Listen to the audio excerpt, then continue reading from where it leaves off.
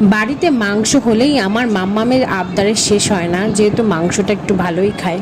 তো আবদার কি, বিরিয়ানি, মাংস হলেই বিরিয়ানি করতে হবে। এইবার উপায় কি বিরিয়ানি করার, কড়াইতে একটুখানি ঘি দিলাম, তার সঙ্গে অল্প একটু পেঁয়াজ হালকা জিরিজিরি করে কেটে দিয়ে সেটাকে ভালো করে একটু ভাজা ভাজা করে নিয়ে ভাত দিয়ে দিলাম, বিরিয়ানির মশলা, লবণ। হ্যাঁ, এবার এটাকে একটুখানি ভালো করে নাড়াতে হবে। তারপর মাংস, আলু, একটু মাংসের ঝোল নিয়ে চট জলদি 10 মিনিটে বানিয়ে ফেলতে হবে এরকম বিরিয়ানি।